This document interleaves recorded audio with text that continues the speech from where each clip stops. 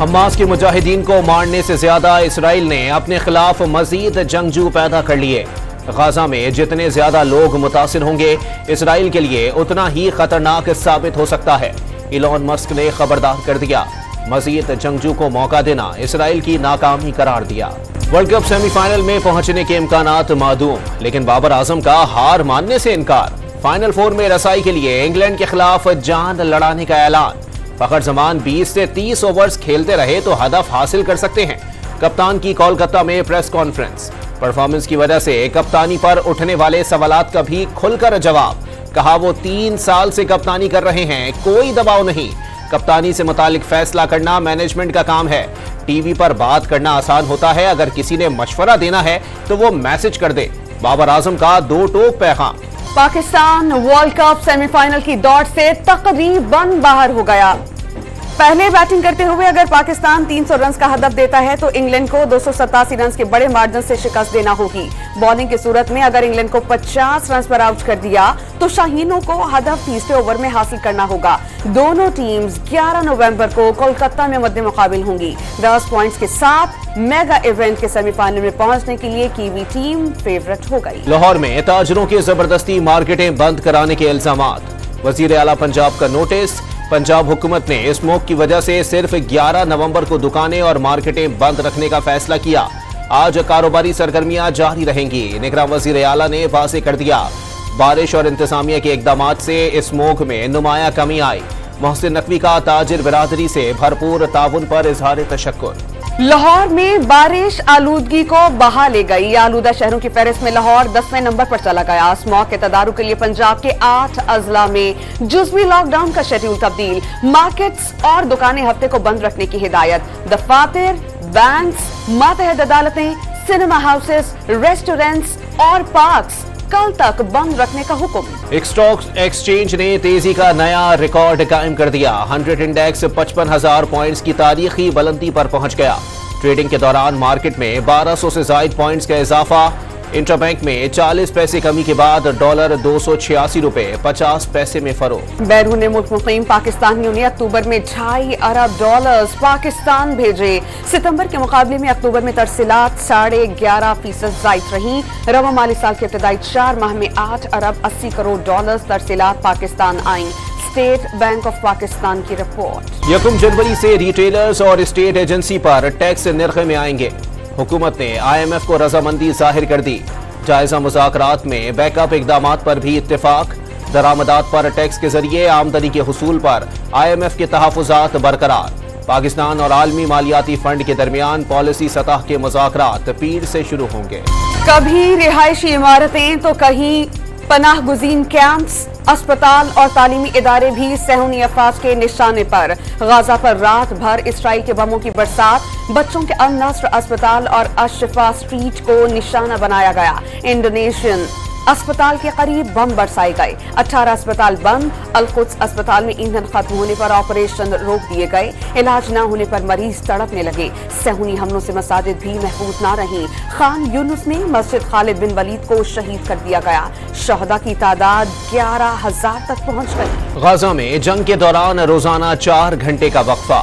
اعلان روزانہ وقفے سے 3 گھنٹے پہلے کیا جائے گا۔ اس دوران کوئی حملہ نہیں کرے گا۔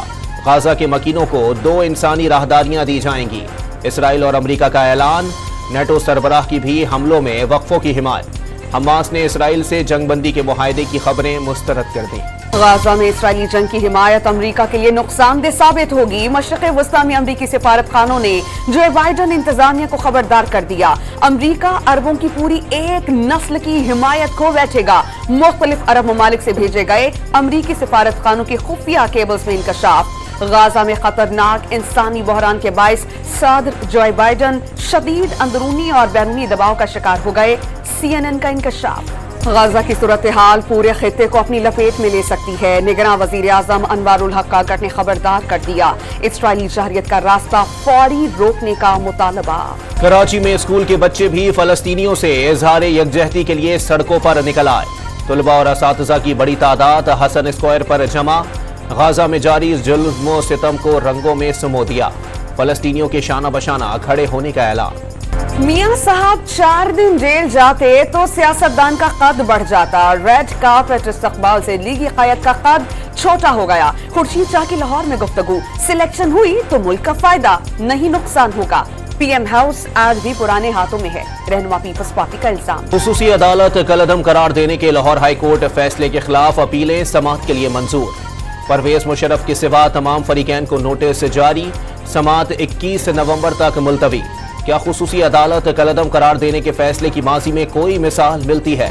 चीफ जस्टिस काजी फायज ईसा का वकील हामिद खान से मुकालमा। नून लीग की हुकूमत ने ज़रबे अज़्म शुरू किया। दहशतगर्दी के खिलाफ ऑपरेशन पर 4 साल तक सालाना 100 अरब रुपए लगाए गए। इसहाक डार का सेनेट में इजहार ख्याल। लीगी सेनेटर का मियांवाली वाक़े पर इन कैमरा इजलास में ब्रीफिंग लेने का मुतालबा। कराची में तारिकीन वतन के खिलाफ क्रैकडाउन के दूसरे मरहले का आगाज। घर घर तलाशी से गैर कानूनी तारिकीन वतन को पकड़ा जाएगा। मज़ाहमत करने वालों के खिलाफ सख्त कार्रवाई होगी। पाकिस्तान भर से मजमूई तौर पर अब तक 2 लाख से जायद गैर रजिस्टर्ड अफगान बाशिंदे वापस अफगानिस्तान लौट गए। से अफसरान को रिहाइशगाहों पर सकारती अमला रखने की इजाजत नहीं। खिलाफ वर्जी करने वालों के खिलाफ सख्त कार्रवाई होगी।